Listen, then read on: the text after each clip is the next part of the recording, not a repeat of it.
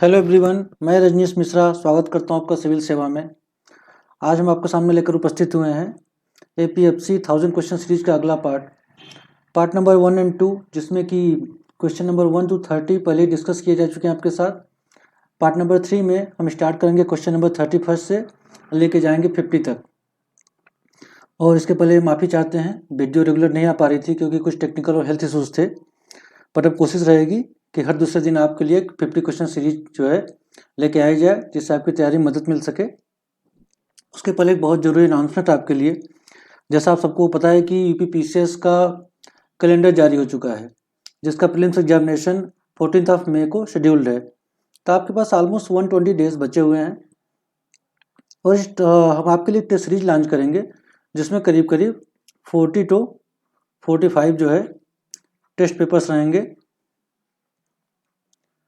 अगर इनको आप एक या दो बार अच्छे से लगा लिए after reading your reference books, I can guarantee that out of 150 question you would be able to do at least 120 questions right। तो प्लीज़ उस इनिशिएटिव को सपोर्ट करिएगा, क्योंकि आने वाले समय में सिर्फ आपको ही नहीं, आपके जितने भी फ्रेंड्स हैं जो प्रिपरेशन कर रहे हैं यूपीपीसीएस की, उसके लिए बहुत ही बेनिफिशियल साबित होने वाली है आपकी सीरीज। तो आइए शुरू करते हैं आपका third part APMC 1000 question series का। 31st क्वेश्चन स्टार्ट करते हैं। Question reads that by which of the following act federal court was established। आपके ऑप्शन है Indian independence act 1947, government of India act 1935, government of India act 1919 and by Simon commission. इसका option कब हो जाएगा? Government of India act 1935 आपका option हो जाएगा B. ये जो है फेडरल कोर्ट जो है ये गवर्नमेंट ऑफ इंडिया एक्ट 1935 के तहत 1937 में इस्टेब्लिश किया गया था। लेकिन ये आपका इसके अगर अगेंस्ट जाना हो आपको तो प्रीवी काउंसिल हुआ करती थी ब्रिटेन में।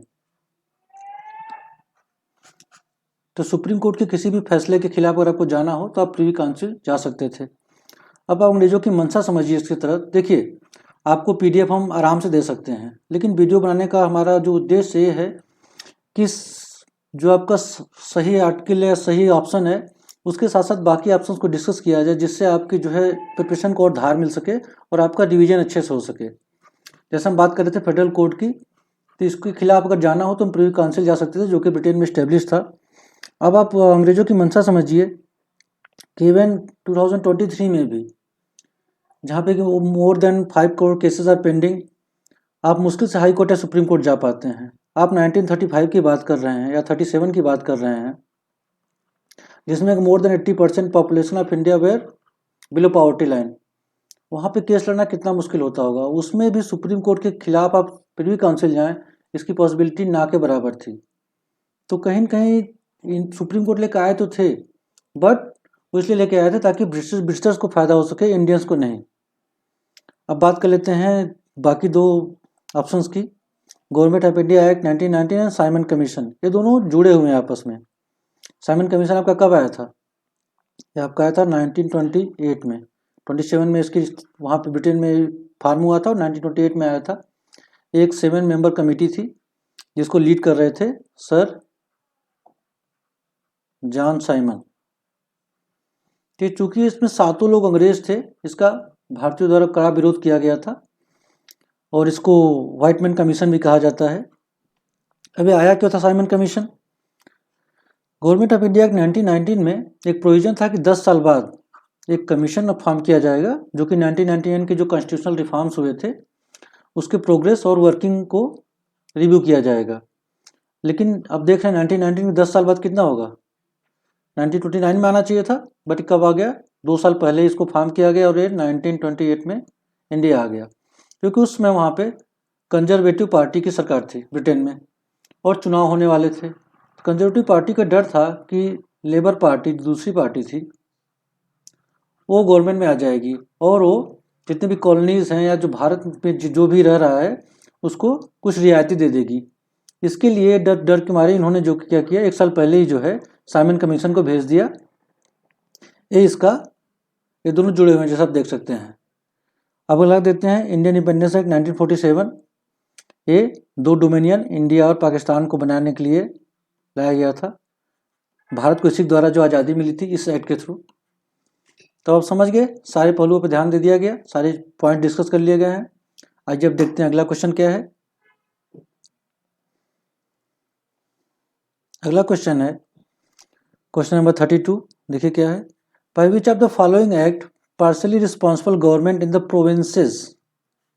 प्रोविंसेस की बात हो रही है, जैसे सेंट्रल, जैसे आपका सेंट्रल और स्टेट होता है ना, उसमें लिए स्टेट की बात हो रही है। Responsible, partially responsible government was established.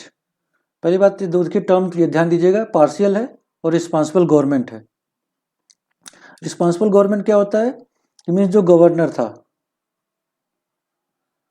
वो जवाबदेह होगा किसके प्रति, जो काउंसिल ऑफ मिनिस्टर होंगे आपके प्रोविंसेस में।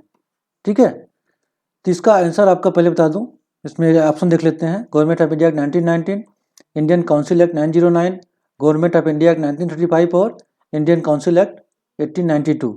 इसका ऑप्शन होगा 1919। देखिए इसमें जो है डायरकी इंट्रोड्यूस की गई थी प्रोविंसेस में। डायरकी क्या होती है, जितने भी प्रोविंशियल सब्जेक्ट्स थे उसको जो है रिजर्व और ट्रांसफर्ड सब्जेक्ट में डिवाइड कर दिया गया था। रिजर्व सब्जेक्ट पे जो है गवर्नर जनरल जो है एडमिनिस्ट्रेशन करता था, लेकिन अपने काउंसिल ऑफ अपने मिनिस्टर्स की मदद से, लेकिन बिना उनके प्रति कोई भी जवाबदेही इसकी नहीं बनती थी। लेकिन ट्रांसफर सब्जेक्ट जो था इसमें भी रूल्स रेगुलेशन गवर्नर ही बनाता था, लेकिन वो जो काउंसिल ऑफ मिनिस्टर्स है उनके प्रति जवाबदेह होता था। काउंसिल ऑफ मिनिस्टर कहीं न कहीं इनडायरेक्टली चूज करके आए थे, इसीलिए ये पार्शियल रिस्पॉन्सिबल था। मतलब ये तो रिजर्व में बिल्कुल नहीं था रिस्पॉन्सिबल, लेकिन जो ट्रांसफर सब्जेक्ट थे उस पर रिस्पॉन्सिबल था, तो कहीं न कहीं ये पार्शियल हुआ। और साथ में वीटो पावर भी दी गई थी गवर्नर जनरल को, मतलब ये जो ट्रांसफर सब्जेक्ट्स थे इस पर भी अगर वो वीटो करना चाहे या इसको लोकसभा या राज्यसभा में पास ना होने देना चाहे तो इस पर भी वीटो कर सकता था। तो आपका आंसर होगा इसका 1919। आइए अगला आंसर देख लेते हैं। हिंदी मीडियम के बच्चे इसको देख लेंगे, हिंदी में भी दिया गया आपको। क्वेश्चन नंबर 33 देखते हैं।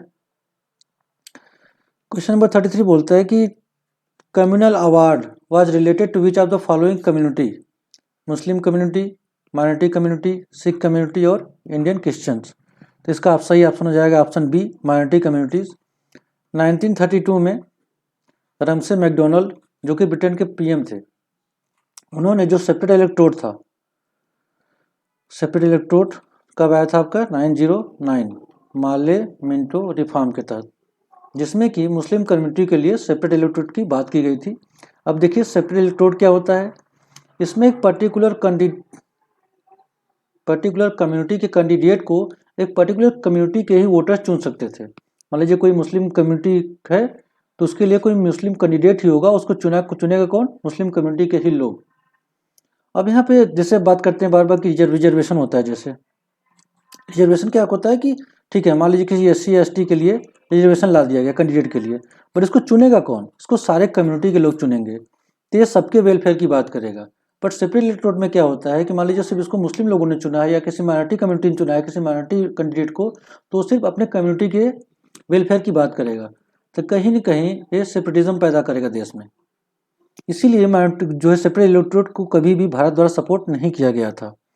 अब देखिए 909 में माले प्रोग्राम में जो सेपरेट इलेक्टोरेट की बात की गई थी मुस्लिम कम्युनिटी के लिए, 1919 एक्ट जो है जिसे चैंसलर मार्टेंग्यू रिफॉर्म भी बोलते हैं, इसमें क्या किया गया था, इसको एक्सटेंड कर दिया गया, सेपरेट इलेक्टोरेट को एक्सटेंड कर दिया गया था एंग्लो इंडियन, सिख और इंडियन क्रिश्चियंस के लिए।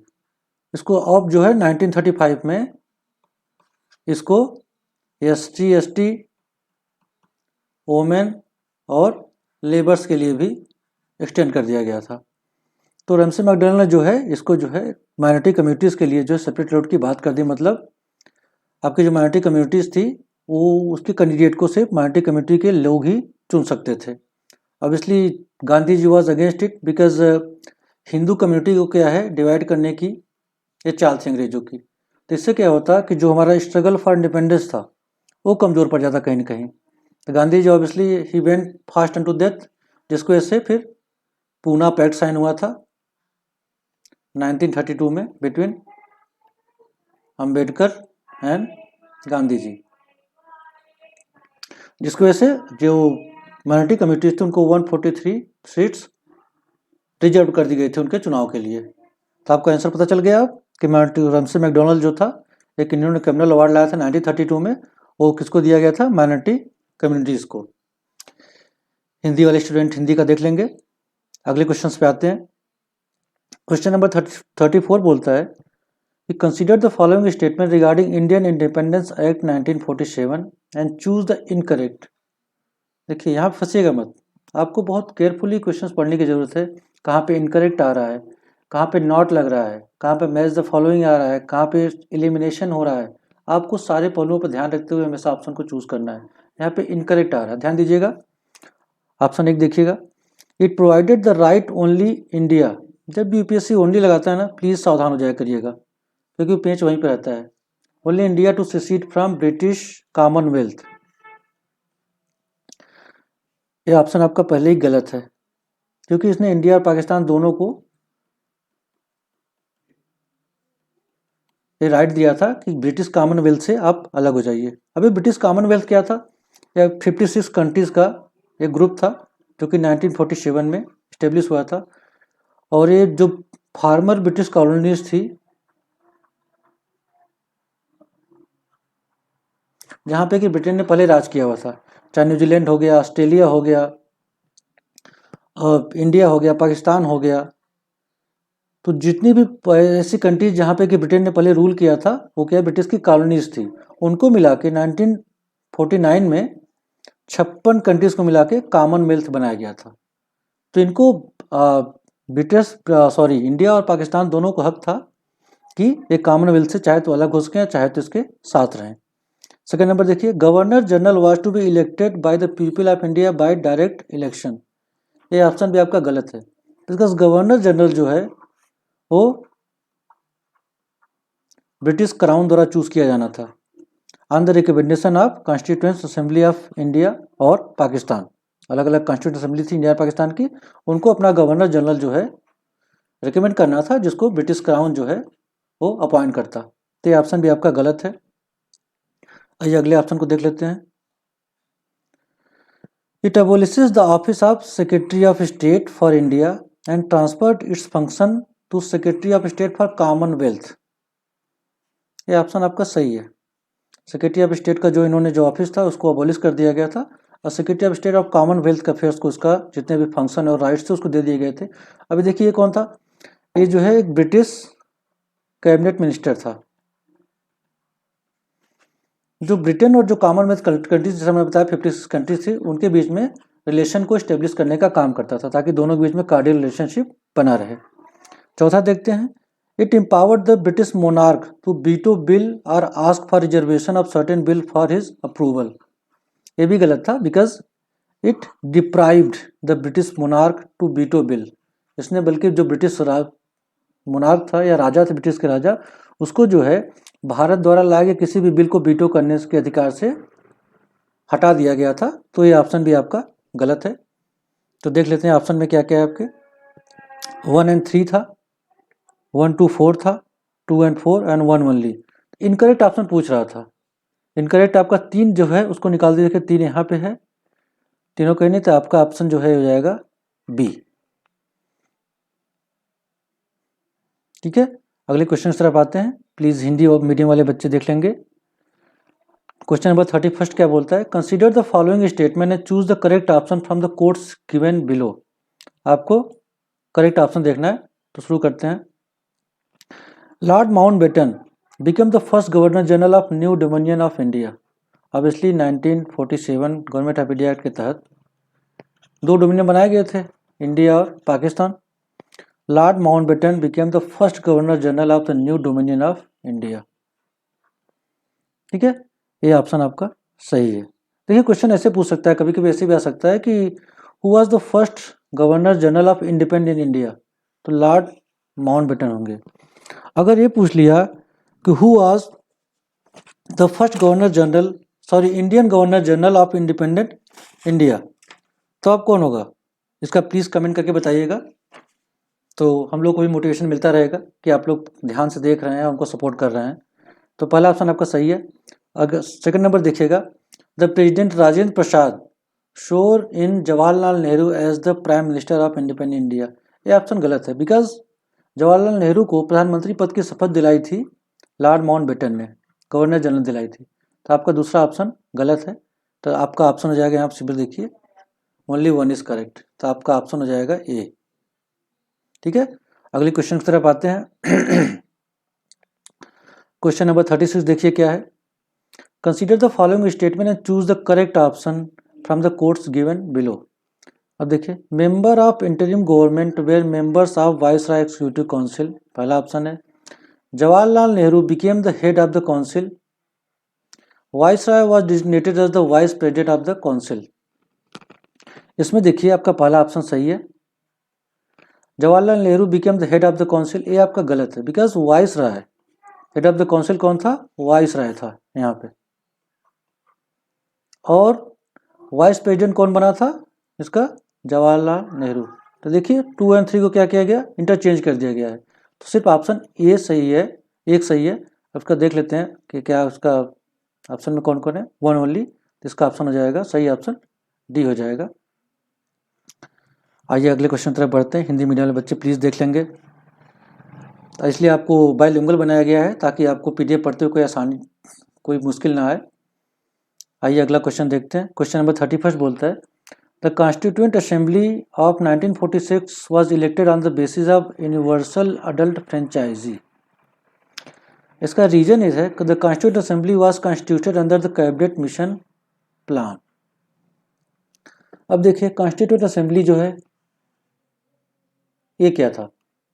इसको काम दिया गया था आपका हमारे कॉन्स्टिट्यूशन को फ्रेम करने के लिए कॉन्स्टिट्यूएंट असेंबली बनाई गई थी।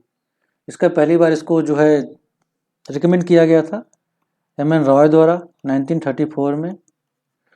1935 में कांग्रेस ने इसका समर्थन किया था। ठीक है, हमारे पास कॉन्स्टिट्यूएंट असेंबली होनी चाहिए हमारे कॉन्स्टिट्यूशन को फ्रेम करने के लिए।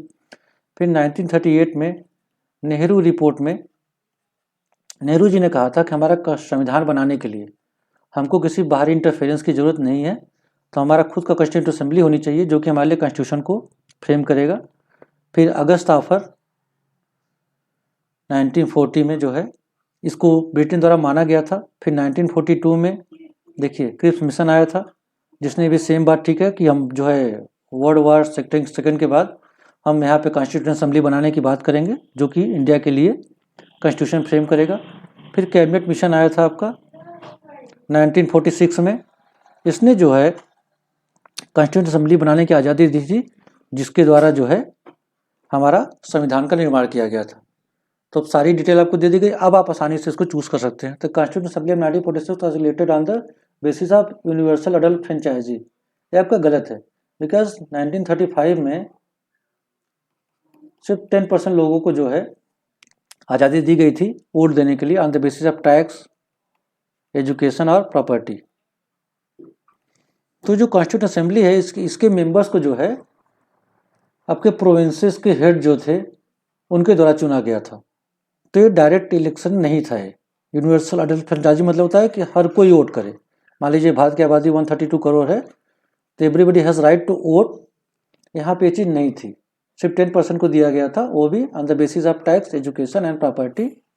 और इसके जो कॉन्स्टिट्यूएंट असेंबली के मेंबर्स थे उनको चूज किया गया था प्रोविंसेस के हेड द्वारा। तो पहला ऑप्शन आपका गलत हो गया।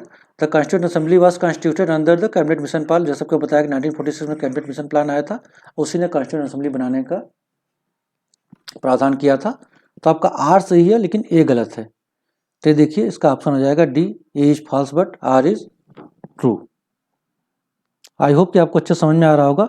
आपको जहाँ प्रॉब्लम हो आज प्लीज़ कमेंट बॉक्स में आप कमेंट करिएगा या जो भी आपका फीडबैक को दीजिएगा। कोशिश रहेगी कि आपके सारे डाउट्स को क्लियर करते चलें हम। क्वेश्चन नंबर 38 देखते हैं। Match list 1 with list 2 and select the correct answer from the quotes below. देखिए इंडियन कॉन्स्टिट्यूशन को अलग अलग कॉन्स्टिट्यूशन से बारो किया गया था, तो वो देखा गया कौन से फीचर्स इंडियन कॉन्स्टिट्यूशन से हैं और कहाँ से उसको बारो किया गया, सोर्स कंट्री कौन सी है जहाँ से लिया गया है। Election of the president Ireland से लिया गया है, बिल्कुल सही बात है। आयरलैंड से आपका DPSP भी लिया गया है। और आपका मेंबर्स ऑफ राज्यसभा की भी यहीं से लिया गया है। तो देखिए अगला देखिए, procedure established by law, Japan से लिया गया है, ये भी सही है। हमारे इंडिया में दो कॉन्सेप्ट हैं, प्रोसीजर इस्टेब्लिश्ड बाय लॉ और ड्यू प्रोसेस ऑफ लॉ। इसको आप समझ लीजिए कि प्रोसीजर इस्टेब्लिश्ड बाय लॉ होता क्या है। मान लीजिए गवर्नमेंट ऑफ इंडिया कोई रूल लेके आई या कोई एक्ट इन्होंने पास किया, तो सुप्रीम कोर्ट तीन पहलुओं पे किसी भी जजमेंट या किसी भी एक्ट को जज करता है। नंबर एक कि क्या वहाँ कोई ऐसा रूल्स था पहले से जिसको फॉलो किया गया है, और जो रूल बना रहा है क्या वो ऑथराइज है रूल बनाने के लिए। पहली बात, वहाँ कोई रूल होना चाहिए। फिर वो ऑथराइज है कि नहीं है जो भी बना रहा है, चाहे पार्लियामेंट या स्टेट लेजिस्लेटिव। नंबर थ्री कि प्रोसीजर फॉलो किया गया है कि नहीं उसको बनाने के लिए। ये आपका procedure establish by law. Example through तौर पे देते हैं, मान लीजिए आपका सिटीजनशिप अमेंडमेंट एक्ट आया था, ये आया था आपका। अभी देखिए आर्टिकल 11 ऑफ द कॉन्स्टिट्यूशन क्या कहता है कि केवल पार्लियामेंट को यह हक है कि सिटीजनशिप पे या नागरिकता पे कोई भी कानून लाने का। पहले से यहाँ पे एक रूल है। अब देखिए ऑथराइज कौन होगा, सिर्फ पार्लियामेंट होगा, तो पार्लियामेंट ने सिटीजनशिप अमेंडमेंट एक्ट लेके आए, ठीक है, तो पार्लियामेंट ऑथराइज है। अब प्रोसीजर फॉलो किया गया कि नहीं, चूंकि कोई भी रूल्स और रेगुलेशन लाने के लिए रिगार्डिंग सिटीजनशिप क्या चाहिए, सिंपल मेजॉरिटी चाहिए, मतलब present more than half present and voting. मान लीजिए 500 मान लीजिए मेंबरशिप है, तो इसमें कितना चाहिए 500/2 + 1 = 251। तो अगर 251 लोगों ने वोट कर दिया तो फिर यहाँ पर कितने हो जाएंगे आपका, ये आपका कोई भी बिल है जो है पास हो जाएगा। तो सुप्रीम कोर्ट से भी तीन पहलुओं पर ध्यान देता है कि वहाँ कोई रूल है कि नहीं पहले से इस्टेब्लिश, उसको जो पास कर रहा है ऑथराइज है कि नहीं, और तीसरा उसको प्रोसीजर फॉलो किया गया है कि नहीं। क्योंकि सिंपल मेजॉरिटी चाहिए, सिंपल मेजॉरिटी ये हो गई आपकी। तो देखिए सारे रूल्स फॉलो किए गए थे, इसलिए जो है कॉन्स्टिट्यूशनली वैलिड है। अब देखिए ड्यू प्रोसेस ऑफ लॉ क्या होता है, ये कहाँ से लाया गया है, यूएस में आई है, मोस्टली यूएस में। यहाँ जुडिशरी बहुत स्ट्रांग मानी जाती है। वहाँ जुडिशरी 4 पॉइंट पे विचार करती है। नंबर 1 आपका रूल्स हो गया, नंबर 2 ऑथराइजेशन अथॉरिटी है कि नहीं है, नंबर 3 प्रोसीजर फॉलो किया गया कि नहीं है, नंबर 4 एक और देखती है कि जो लॉ है वो न्याय संगत है कि नहीं है। अगर इन तीनों को सफलतापूर्वक प्राप्त करने के बाद भी अगर वो न्याय संगत नहीं है, तो सुप्रीम कोर्ट क्या करेगा, उसको जो है अनकॉन्स्टिट्यूशनल और वाइड घोषित कर देगा, गैर संवैधानिक घोषित कर देगा, और उसको जो है पास होने से रोक देगा। तो आप देख सकते हैं कि कौन सा ज़्यादा अच्छा है, आपका due process law, procedure establish by law. Article 21 को डिसाइड करते हुए सुप्रीम कोर्ट ने जो है ड्यू प्रोसेस ऑफ लॉ का इस्तेमाल किया था कि स्टेट जो है अगर किसी को right to life and liberty से अगर उसको डिप्राइव करता है, तो सुप्रीम कोर्ट ये भी देखेगा कि ये जो सरकार की मंशा है वो सही है कि नहीं है। ठीक है, तो आपका ये हो गया, ये जापान से लिया गया, ये भी सही है। रूल ऑफ लॉ ये ब्रिटेन से लिया गया है। देखिए 2 टर्म आते हैं, इसको ध्यान से देखिएगा। रूल ऑफ लॉ मतलब everybody is equal in the eyes of the law. Rex lex ये जो है 1644 में एक स्कॉटिश राइटर थे, उनका नाम था सैमुअल रदरफोर्ड। उन्होंने एक बुक लिखी थी law of the Prince. Law of the Prince book जिसमें कहा गया था कि जो है राजा जो भी कहेगा वही रूल हो जाएगा। बट डेमोक्रेसी में ऐसा नहीं हो सकता, तो इसको चेंज किया गया लेक्स टू रेक्स, मतलब law is above all, nobody is above the law, सबको इक्वल ट्रीट किया जाएगा। तो रूल ऑफ लॉ कहाँ से आया है ब्रिटेन से। कंकरेंट लिस्ट यहाँ पे यूएसए लिखा हुआ होना चाहिए, ऑस्ट्रेलिया। जैसा आपको पता है कि हमारे यहाँ फेडरलिज्म है, संघवाद है, जहाँ पे कि जितने भी डिवीजन है सेंट्रल लिस्ट है, स्टेट लिस्ट है और कॉन्करेंट लिस्ट है। इस पर सिर्फ सेंट्रल लॉ बना सकती है, इस पर सिर्फ स्टेट लॉ बना सकती है, इस पर जो है सेंटर और स्टेट दोनों लॉ बना सकते हैं। But at the moment of clash, अगर कोई ऐसा लॉ बनता है जिसमें सेंटर और स्टेट के बीच में कोई क्लैश हो रहा है, तो जो सेंट्रल लॉ होगा वो प्रिवेल करेगा ऊपर स्टेट लॉ। तो जो कंकरेंट लिस्ट है वो ऑस्ट्रेलिया से लिया गया है, न कि यूएसए से। तो आप देख सकते हैं कि जो फोर्थ नंबर है वो आपका करेक्ट मैच नहीं है। प्रोविजंस ऑफ इमरजेंसी जर्मनी से लिया गया है, बिल्कुल सही है। आप सिंपल याद कर लीजिए कि यहाँ पे कौन सा था, एडोल्फ हिटलर। वो अक्सर जो है ऐसे काम करता था कि इमरजेंसी जैसे काम ही करता था मोस्टली वो। तो आप सिंपल इसको याद कर लीजिए कि इमरजेंसी प्रोविजन जो था जर्मनी से लिया गया था। तो अब देखिए ऑप्शन देख लेते हैं आपके आके। 1 एंड 3 नहीं है, 1 2 3 एंड 5 आपका ऑप्शन जो है बी सही हो जाएगा, बिकॉज 4 आपका गलत था। ठीक है, अब देखिए चाहे तो एलिमिनेट भी कर सकते हैं, 4 यहाँ पे है, इसको आप गलत कर सकते हैं। आला दो इसमें 4 आएगा, इसको बोल सकते हैं आपके इसमें और इसमें था, देख रहे हैं। लेकिन आपका सिर्फ 1 एंड 3 आपको और भी मैच कर रहे हैं, आपका 5 मैच कर रहा है, आपका 2 मैच कर रहा है, तो आपका ऑप्शन हो जाएगा बी 1 2 3 एंड 5 ओनली। ठीक है, प्लीज़ हिंदी मीडियम वाले बच्चे देख लेंगे। आते हैं अगले पे, क्वेश्चन नंबर 39 पे। Which of the following features of constitution has been borrowed from the government of India act 1935। पहले में है federal scheme, judiciary. Second number emergency, fundamental right. Emergency जैसा मैंने आपको जस्ट अभी ऊपर बताया, ये कहाँ से लिया गया था, जर्मनी से लिया गया था, तो आपका सेकंड ऑप्शन तो नहीं हो सकता। Office of governor, public service commission, देख लेते हैं। Judicial review, DPSP. आपका डीपीएसपी मैंने आपको अभी जस्ट अभी बताया, ये कहाँ से लिया गया है डीपीएसपी, ये आपका आयरलैंड से लिया गया है। ये भी हट गया आपका, देखिए 2 हट गया आपका, 4 हट गया। ऑप्शन क्या बचा आपका, 1 और 3। सिंपल, आप अगर बाकियों को जानते हैं उसके थ्रू भी एलिमिनेशन मेथड लगा के आप जो है सही आंसर तक पहुंच सकते हैं। तो आप इसका आंसर देख लीजिए, 1 एंड 3 इसका आंसर होगा, ऑप्शन नंबर ए। तो गवर्नमेंट ऑफ इंडिया 1935 से आपका फेडरल स्कीम हो गया, जैसे बताया division of power between centre and state, आपको अभी बता रहा था। जुडिशरी हो गई, ऑफिस ऑफ गवर्नर यहीं से लिया गया था। पब्लिक सर्विस कमीशन भी 1935 गवर्नमेंट ऑफ इंडिया 1935 से लिया गया था। 1935 में और भी कुछ स्पेशल प्रोविजंस से आरबीआई की बात की गई थी। बर्मा को इंडिया से अलग किया गया था, जिससे जो प्रेजेंट टाइम में म्यांमार है। सिंध को मुंबई प्रांत से अलग कर दिया गया था। ठीक है, तो बाकी आपको पता है फेडरल कोर्ट आपको बताया मैंने 1937 में इस्टेब्लिश हुआ था। तो गवर्नमेंट 1935 के कुछ मेन प्रावधान है। इसके और एक प्रावधान है कि इसमें प्रिंसली स्टेट्स और ब्रिटिश प्रोविंसेस को मिला के ऑल इंडिया फेडरेशन बनाने की बात की गई थी।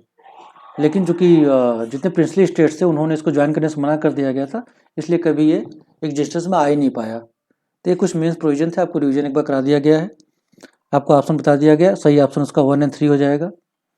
अगला क्वेश्चन देख लेते हैं, क्वेश्चन नंबर 40 देखिए क्या कहता है। Match list 1 with list 2 and select the correct answer from the quotes below. ये फीचर्स है और कौन से शेड्यूल में इसकी बात की गई है, ये देखिए बात की गई यहाँ पे। तो देख लेते हैं, पहला आपका है forms of oath and affirmation of the state ministers, third schedule की बात की गई है। Provisions related to administration and control of schedule area schedule tribe, 6th schedule. Language recognise by constitution, ये शेड्यूल की बात की गई है। Provisions relating to the administration of tribal area in the state of Assam, Meghalaya, Tripura and Mizoram. और 5th number दिया गया है division of power between union and the states. देखिए आपको जितने भी शेड्यूल हैं, कितने शेड्यूल हैं हमारे पास, 12 शेड्यूल हैं, आपको ये जुबानी याद होनी चाहिए। देखिए इसका एक सिंपल सा ट्रिक है, टीयर्स ऑफ ओल्ड पीएम, कई बार बताया गया होगा, फिर भी इसको एक बार रिवीजन कर देता हूँ आपका। टी से क्या हो गया, टेरिटरी हो गया। ई से क्या हो गया, इमोलमेंट्स या उनके सैलरीज वगैरह हो गई। ए से क्या हो गया, अफर्मेशन एंड ओथ हो गया। आर से क्या हो गया, राज्यसभा हो गया। एस से क्या हो गया, शेड्यूल्ड एरिया हो गया आपका। देखिए अब आप समझना शुरू करिए यहाँ पे। थर्ड में कौन था, अफर्मेशन, ये रहा आपका, ये आपका सही है। Administration of scheduled area and tribes, देखिए यहाँ पे 6 लिखा हुआ है, शेड्यूल्ड एरिया कहाँ पे आ रहा है, यहाँ पे आपका 5th में आ रहा है, ये आपका गलत हो गया।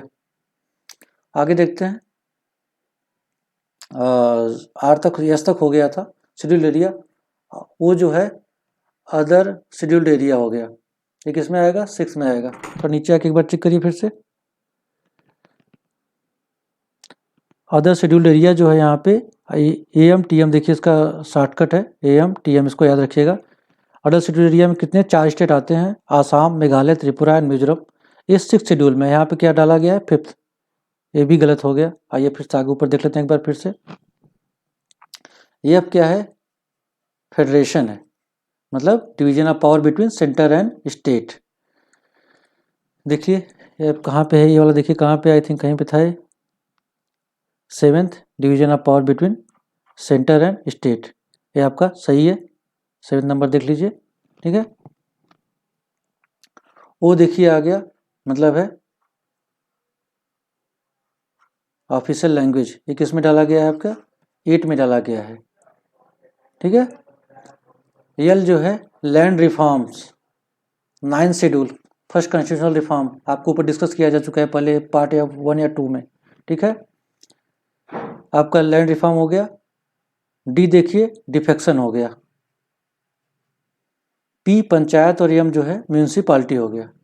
तो आप देख रहे हैं पूरे 12 शेड्यूल हैं, जिसको कि टीयर्स ऑफ ओल्ड पीएम के थ्रू जो है आप इसको याद कर सकते हैं।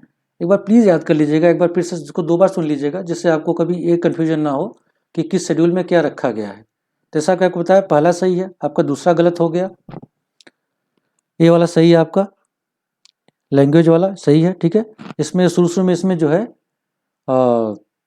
आई थिंक 14 लैंग्वेज थे, बट राइट इसमें 22 लैंग्वेज किए गए हैं। अब देखिए 7th कॉन्स्टिट्यूशनल अमेंडमेंट जो है इसमें सिंधी जोड़ा गया था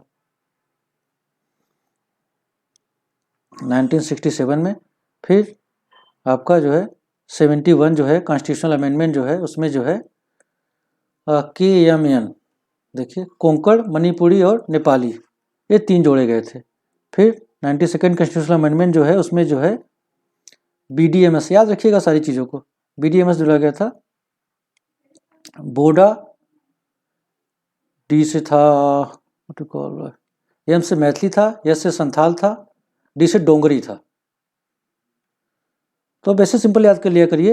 ये जो है आपका 21st कॉन्स्टिट्यूशनल अमेंडमेंट था। I am so sorry guys, 21st constitutional amendment में सिंधी जोड़ा गया था। अब ये देखिए 21st को 71 से जोड़ देंगे, कितना हो जाएगा ये 92, मतलब पहला ए, दूसरा ए, थर्ड नंबर पे ए है। तो पहले सिंधी जोड़ी गई थी, फिर जो है 71st जो है KMN कोंकण, मैथिली और नेपाली जोड़ी गई थी।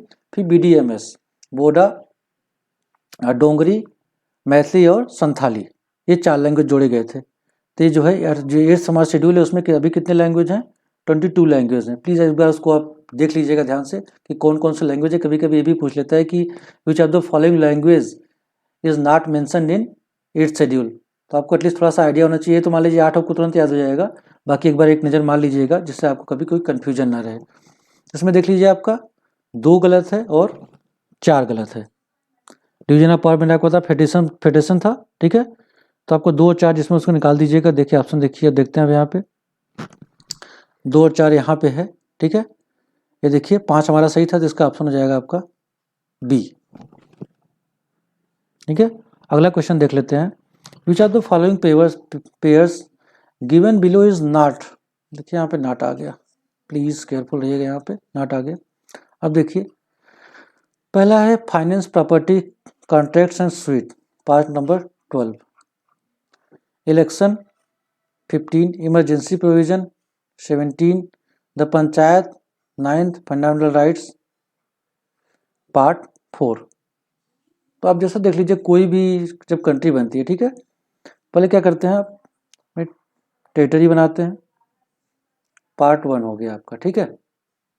सेकंड नंबर में क्या करते हैं, वहाँ पे लोग आके बसना शुरू करते हैं, ऑब्वियसली हो गया सिटीजनशिप, पार्ट 2।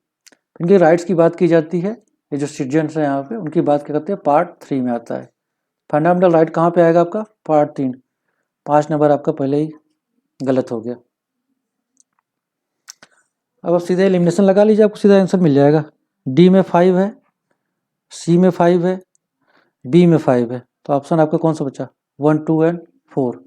थर्ड नंबर देखिए इमरजेंसी प्रोविजन की बात की गई थी, ये आपका पार्ट जो है 18 में आता है इमरजेंसी प्रोविजन। इलेक्शन आपका 15 में है, फाइनेंस, कॉन्ट्रैक्ट एंड स्वीट जो है पार्ट 12 में है। तो देख लीजिए इमरजेंसी प्रोविजन कहाँ से लिया गया था, आपको बताया मैंने ऊपर अभी, जर्मनी से लिया गया था, ठीक है। तो आप देख लीजिए आपका जो है पहले एक ऑप्शन आपको पता हो सही से तो आप एलिमिनेशन मेथड लगा के सही आंसर तक पहुंच सकते हैं। फंडामेंटल राइट किसमें आपका पार्ट नंबर 3 में है। पार्ट 4 में क्या है आपका फिर DPSP है, directive principle of state policy.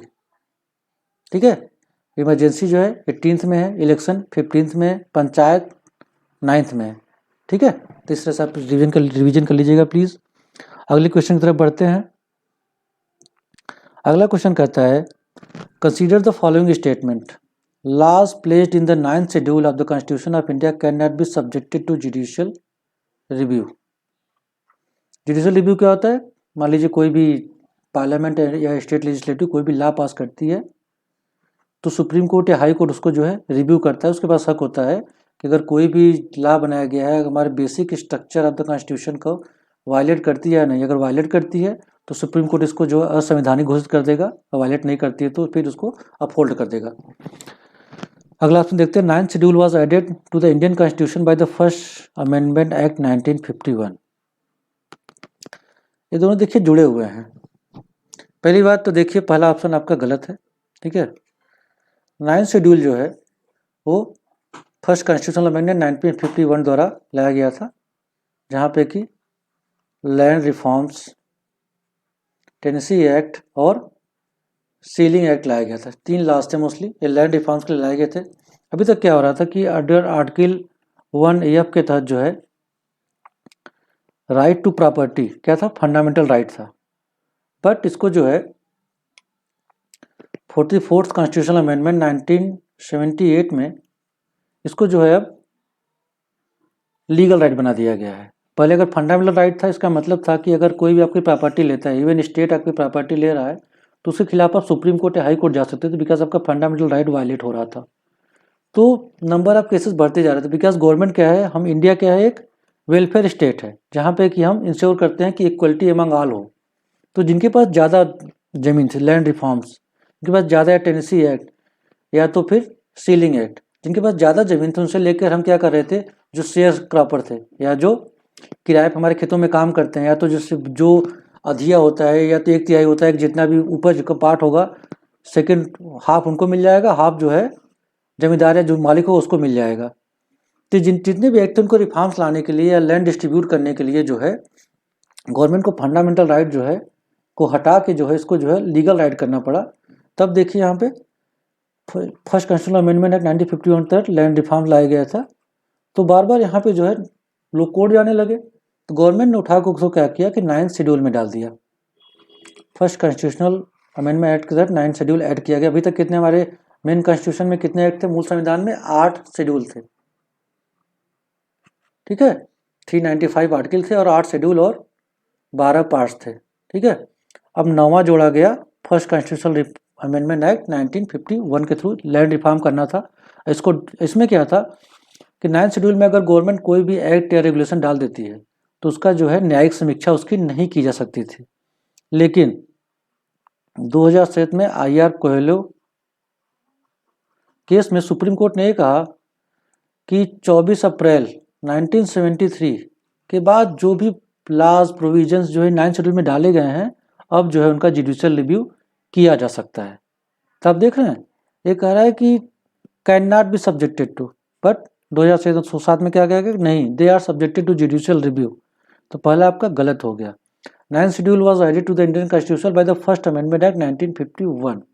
ये सही, जैसा हमको पता लैंड रिफॉर्म्स लानी थी, उन्होंने 3 एक्ट लाए थे, जमींदारी एबोल्यूशन एक्ट, टेनेसी एक्ट और सीलिंग एक्ट। सीलिंग एक्ट में क्या था, इसके पास एक लिमिट बना दी गई थी कि इसके ऊपर जिसके पास भी जमीन रहेगी ये उठा के गरीबों में बांट दी जाएगी। टेनेसी एक्ट आपको बताया है कि जो शेयर क्रॉपर थे वो जो है अपनी उपज का 50 to 70% जो है वो जमींदार अपने मालिक को दिया करते थे, उसको घटा के 25 to 30% कर दिया गया था। और लैंड रिफॉर्म्स जैसे पता था कि जो है जमींदार जो थे वो लैंड की उपज के चक्कर में पड़े रहते थे, कभी जो है लैंड की जो है हेल्थ पे ध्यान नहीं देते थे, जिससे जो है फर्टिलिटी लैंड की वो घटती जा रही थी। तो उसके लिए लैंड रिफॉर्म्स लाना पड़ा था। टेनेसी एक्ट को बताया शेयर क्रॉपर के लिए, और जो है सीलिंग एक्ट जो है आपको बताया थ्रेशोल्ड लिमिट थी, उसके ऊपर आपके पास रहेगा तो लेके गरीबों को दे दिया जाएगा। तो इसमें आपका पहला वाला गलत था, दूसरा सही था, तो ऑप्शन उसका हो जाएगा बी। अगले क्वेश्चन तरफ आते हैं। क्वेश्चन नंबर 43 कह रहा है 10th schedule of the constitution deals with allocation of seats in Rajya Sabha, languages, anti defection law, name of states and territory, forms of oath and affirmation. आपको ऊपर बता चुका हूँ मैं एक बार फिर से, टीयर्स ऑफ ओल्ड पीएम, ठीक है। टी क्या था, टेरिटरी, ये फर्स्ट हो गया। देखिए फॉर्म्स एंड ओथ में TEA एफर्मेशन था, ये आपका थर्ड में आ गया। लैंग्वेज देखिए, ये आपको बताया था 8 में आता है, ठीक है। Allocation of seat TEAR, R जो फोर्थ में था, ये आपका फोर्थ वाला हो गया, ठीक है। तो लास्ट में कौन बचता है आपका 10th schedule, anti defection law. क्या हुआ था कि 1963 स्टोरी जान लेते इसके बारे में। 1967 में गयालाल जी थे, हरियाणा कांग्रेस में MLA थे। इन्होंने क्या किया, ओवरनाइट जो है 3 बार इन्होंने पार्टी चेंज की। यूनाइटेड फ्रंट था, दूसरी पार्टी यूनाइटेड फ्रंट थी। रात में जो है ये कांग्रेस से यूनाइटेड फ्रंट में शिफ्ट हुए, फिर यूनाइटेड फ्रंट से फिर कांग्रेस में, और फिर वापस जो है यूनाइटेड फ्रंट में, और फिर वापस कांग्रेस में। तो प्रेस कॉन्फ्रेंस के दौरान वीरेंद्र सिंह जी थे कांग्रेस के जो है प्रवक्ता थे। उन्होंने प्रेस कॉन्फ्रेंस में जब उनसे पूछा गया कि गयाराम जी कहाँ हैं, तो उन्होंने कहा कि जो गया लाल है ना, वो अब आया लाल हो गया है। तो इसको कहा जाता है गया राम आया राम कानून। उसमें क्या था, तो कहीं न कहीं ये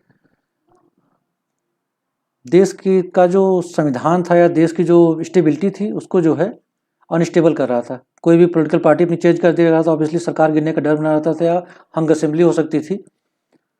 तो फिर 52nd कॉन्स्टिट्यूशनल अमेंडमेंट एक्ट 1985 को एंटी डिफेक्शन लॉ लाया गया कि कोई भी अगर अपना पार्टी चेंज करता है तो उसको एंटी डिफेक्शन लॉ के तहत जो है उसकी कंटिजेंसी जो है अवैध कर दी जाएगी। अब यहाँ से देखिए कुछ चीज़ें आई थी, यहाँ पे कुछ चीज़ें आपको जानना जरूरी है एंटी डिफेक्शन लॉ के बारे में। लेकिन इसमें ये कहा गया था कि अगर 1/3 ऑफ द पार्टी मेंबर अगर किसी और पार्टी जाके मर्ज हो जाते हैं तो इसको डिफेक्शन में नहीं गिना जाएगा, मतलब वो लीगल होगा। देख रहे हैं आप यहाँ पे 1/3 तक। नंबर 2 था कि अगर कोई भी नॉमिनेटेड मेंबर है, आपको पता है ना कि 12 लोग को नॉमिनेट किया जाता है लोकसभा में।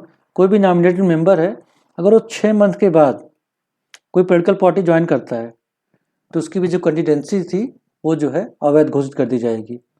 और कोई भी जो है इंडिपेंडेंट जो मेंबर होते हैं, जो तो निर्दलीय चुनाव लड़ते हैं, उन्होंने अगर चुनाव के बाद कोई पार्टी ज्वाइन कर ली तो उनकी भी जो कैंडिडेंसी थी वो जो है अवैध घोषित कर दी जाएगी। लेकिन इसमें भी बात बनी नहीं। देन जो है 91st कॉन्स्टिट्यूशनल अमेंडमेंट एक्ट 2003 लाया गया, जिसमें जो अभी तक ये था कि 1/3 से मर्जर करेंगे तब जो है इसको लीगल माना जाएगा, उसको बढ़ा के अब 2/3 कर दिया गया। मतलब अगर आपके 10 लोग हैं आपकी पार्टी में तो इसका 2/3 जो है लोग अगर किसी और पार्टी में शिफ्ट करेंगे तभी जाके उनको लीगल माना जाएगा, अदरवाइज जो है ये एंटी डिफेक्शन लॉ के तहत आ जाएगा और जो उनकी जो है वैधता जो है वो ख़त्म कर दी जाएगी। I think anti defection law पे आपको सारी जानकारी दे दी गई है। अगले क्वेश्चन पे आते हैं। क्वेश्चन नंबर 44 क्या कहता है, विच ऑफ द फॉलोइंग या which of the pairs given below are correct. Correct देखना है आपको। Incorporation of Dadar and Nagar Haveli in the Indian union किसके द्वारा किया गया था, 10th अमेंडमेंट एक्ट 1961। ये आपका सही आंसर है। Abolition of election tribunal 19th amendment act 1966, ये भी सही है। Addition of fundamental duty 44th constitution 1966, ये भी बिल्कुल सही है। और introduction of GST goods and service tax, ये 100 एंड कॉन्स्टिट्यूशनल अमेंडमेंट 2016, ये भी सही है। तो देख रहे हैं आपके चारों ऑप्शन सही हैं। तो एक 1 बाय 1 डिस्कस कर लेते हैं सबको। स्टेट रीऑर्गेनाइजेशन एक्ट 1956 जब पास हुआ था तब यहाँ हमारे पास कितने थे, 4 स्टेट थे और 6 यूटीज थी। धीरे धीरे करके ये बढ़ती गई और जैसा कि आपको पता है कि जो है अभी राइट नाउ हमारे पास कितने हैं, 28 स्टेट्स हैं और 8 जो हैं यूटीज हैं, ठीक है। तो 1961 में इसको लाया गया था। और जो एबोलिशन ऑफ ट्राइब्यूनल, ये सही है। फंडामेंटल ड्यूटी, देखिए मूल संविधान में फंडामेंटल ड्यूटीज़ नहीं डाली गई थी, लेकिन स्वर्ण सिंह की कमेटी बनी थी, उनके रिकमेंडेशन पे आपका जो है पार्ट 4A और आर्टिकल 51A ऐड किया गया आपके संविधान में, और बाई जो है 42nd कॉन्स्टिट्यूशनल अमेंडमेंट एक्ट 1976 उसमें इसमें 10 मूल अधिकार जोड़े गए थे। फिर जो है आपके आई थिंक 11th नंबर पे जोड़ा गया आपके बाद में, ठीक है, 85th कॉन्स्टिट्यूशनल अमेंडमेंट 2002 द्वारा, जिसमें कि जो है 6 से 14 साल के बच्चे के लिए माँ बाप को एक ड्यूटी दी गई या उनके गार्जियन को कि उनको जो है एजुकेट किया जाए, ठीक है, 85th कॉन्स्टिट्यूशनल अमेंडमेंट 2002। तो अभी हमारे पास कितने फंडामेंटल ड्यूटीज़ हैं? अभी हमारे पास 11 फंडामेंटल ड्यूटीज़ हैं, ठीक है। तो दो तीन चीज़ डिस्कस की गई। पहली बार हमारे मूल संविधान में फंडामेंटल ड्यूटीज़ को नहीं डाला गया था।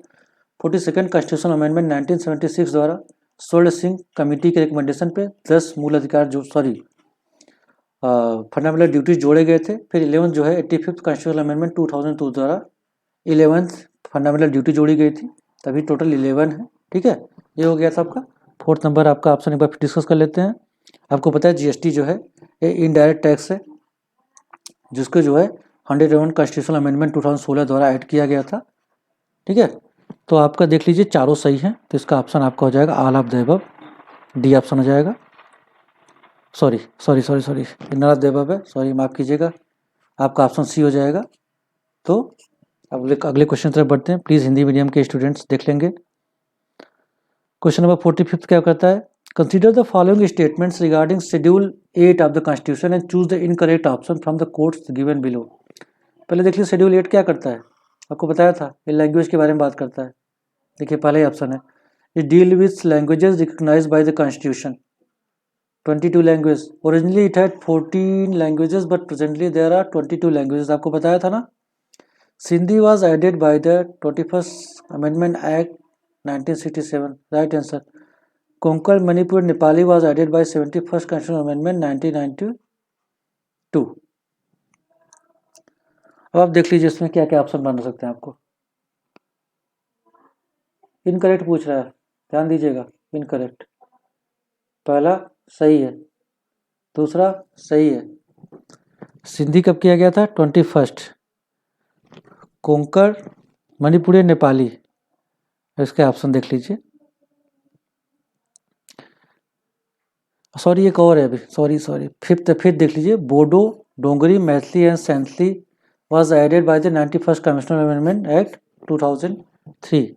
अभी मैंने एक ट्रिक बताया था, 21st प्लस 71 इक्वल टू 92। तो जो BDMS आपको बताया मैंने अभी, BDMS बोडो डोंगरी मैथिली एंड संथाली कब किया गया था? 92nd कॉन्स्टिट्यूशनल अमेंडमेंट एक्ट द्वारा, न कि 91st। तो आपका जो 5th नंबर ये जो है ये रॉन्ग है। अब देख लीजिए 5th कहाँ पे, यहाँ पे गलत हो गया, आला दो भी गलत हो गया। बाकी आपका ऑप्शन हो जाएगा आपका डी। फर्स्ट वाला जो है लैंग्वेज की बात करता है, इसमें 22 लैंग्वेजेस आते हैं।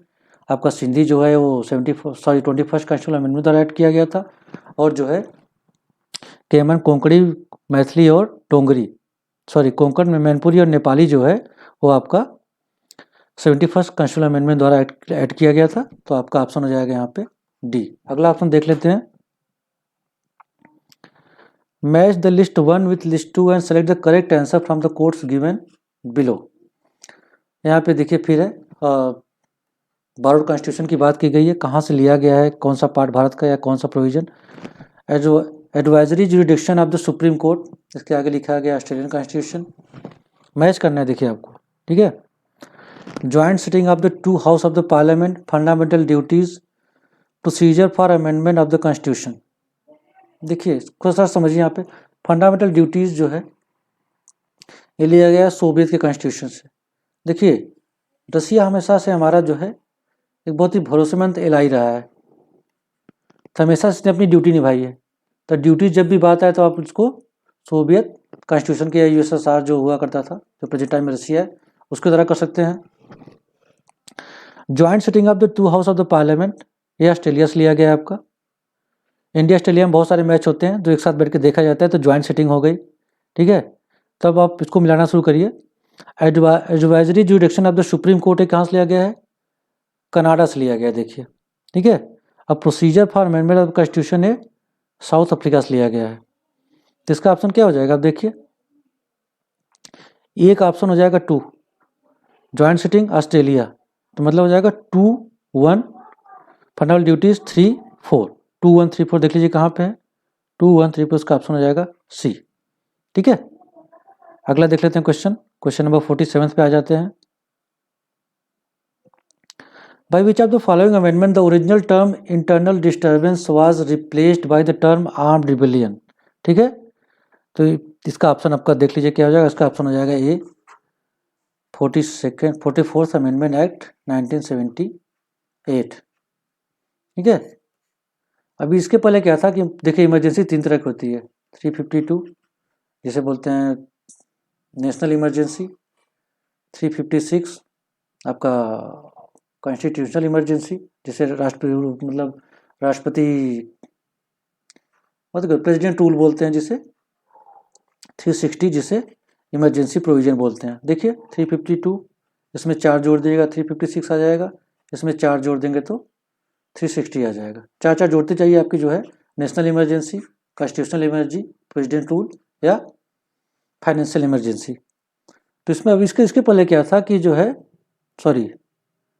आर्म रिबेलियन, इसके पहले क्या था कि कहीं पे भी जरा से इंटरनल डिस्टर्बेंस हो तो वहाँ पे नेशनल इमरजेंसी घोषित की जा सकती थी, लेकिन उसको रिप्लेस किया गया जब तक कोई आर्म लेके रिबेल नहीं करेगा या विद्रोह नहीं करेगा तब तक जो है नेशनल इमरजेंसी नहीं लगा जा सकती है। इसको ऐड किया गया था 44 अमेंडमेंट एक्ट 1978 के द्वारा, तो इसका ऑप्शन ये हो जाएगा। अगला क्वेश्चन देख लेते हैं। Consider the following statement and choose the incorrect option from the codes given below. Incorrect search करना है आपको। Special status of Jammu and Kashmir under article 370 was abolished. ठीक है, ये सही है, चूंकि इनकरेक्ट पूछ रहा है, ये आपका नहीं आएगा। The order superseded the earlier order known as the constitution application of Jammu and Kashmir order 1954। ये भी सही है, चूंकि इनकरेक्ट पूछ रहा है, ये भी नहीं आ पाएगा यहाँ पे। 2019 order extended all the provision of the constitution of India to Jammu and Kashmir. ये भी सही है, चूंकि इनकरेक्ट पूछ रहा है, ये भी नहीं आएगा। The inoperative article 370 deleted from the text of the constitution of India. ये गलत है, चूंकि इनकरेक्ट पूछ रहा है, ये सही, क्योंकि इसको डिलीट नहीं किया गया था, सिर्फ इसके कुछ प्रोविजंस को हटाया गया है। आर्टिकल 370 अभी भी हमारे संविधान में इसके कुछ प्रोविजंस को हटाया गया है, मतलब it has been partially removed. तो इसका ऑप्शन 4 हो जाएगा। देखिए कहाँ पे इसका ऑप्शन है 4 ओनली, मतलब इसका जो है ऑप्शन बी हो जाएगा। ठीक है, आइए देख लेते हैं अगला पार्ट देख लेते हैं। क्वेश्चन जो है consider the following statement and choose the correct option from the codes given below. जब Jammu and Kashmir reorganisation act 2019 bifurcated the erstwhile Jammu state of Jammu and Kashmir into 2 separate union territory, obviously क्या गया, जम्मू एंड कश्मीर और लद्दाख बना दिया गया, 2 जो यूटी बना दी गई। There are total 28 states and 9 union territories India at the present. ये स्टेटमेंट आपका गलत है, ये सही है गलत, बिकॉज अभी क्या है 28 स्टेट है और 8 यूटीज हैं। अभी क्या किया गया था, दमन एंड दीप और दादर नागर हवेली को 2019 में जो है इसको मिला के 1 यूटी बना दिया गया, तो 9 थे वो फिर घट के 8 पे आ गए हैं। तो यहाँ पे 28 स्टेट हैं और 8 यूनियन टेरिटरीज हैं। तो आपका ऑप्शन नंबर 1 सही है लेकिन 2 गलत है, तो इसके देख लेते हैं। ओनली 1 इज करेक्ट, तो इसका ऑप्शन ए हो जाएगा, सिर्फ 1 सही है 2 गलत है। अगला क्वेश्चन देख लेते हैं। क्वेश्चन नंबर 50 क्या कहता है, procedure for amendment of the constitution has been borrowed from constitution of which country. Amendment ये साउथ अफ्रीका से लिया गया है। ठीक है, जैसा आपको ऊपर डिस्कस किया गया था अभी मैंने, जब लिस्ट 1 को लिस्ट 2 से मैच कर रहे थे तो मैंने आपको बताया था कि प्रोसीजर टू अमेंड में कॉन्स्टिट्यूशन कहाँ से लिया गया है, साउथ अफ्रीका से लिया गया है। ठीक है, यूएसए से क्या लिया गया था, आपका फंडामेंटल राइट लिया गया था, जुडिशियल रिव्यू लिया गया था, ब्रिटेन से क्या लिया गया था, रूल ऑफ लॉ लिया गया था, सिंगल सिटीजनशिप लिया गया, जर्मनी से क्या लिया गया था, इमरजेंसी प्रोविजंस लिया गया था, साउथ अफ्रीका से क्या लिया गया है, procedure for amend the constitution. तो ऑप्शन डी है। प्लीज़ हिंदी मीडियम के स्टूडेंट्स देख लीजिएगा। तो इसी के साथ आज का वीडियो लेक्चर समाप्त करते हैं। कोशिश रहेगी कि हर दूसरे दिन एटलीस्ट 50 क्वेश्चंस के साथ आया जाए और आपकी तैयारी को नया आधार दिया जाए। प्लीज़ सपोर्ट करिएगा और ज़्यादा से ज़्यादा वीडियो को शेयर करिए और अगर आप चैनल पर नए हैं तो प्लीज़ सब्सक्राइब करिएगा और बेल आइकन को दबा दीजिएगा, जिससे आपको जितने भी आने वाले वीडियोज़ हैं आपको मिलती रहे। प्लीज़ सपोर्ट करिएगा और प्लीज़ जो आपका फीडबैक हो कमेंट बॉक्स में ज़रूर करिएगा। और इस सीरीज़ की जो PDF है इसका लिंक आपको जो है डिस्क्रिप्शन बॉक्स में डाल दिया जाएगा। आप टेलीग्राम चैनल पे जाकर इसको डाउनलोड कर सकते हैं और पढ़ सकते हैं। जय हिंद,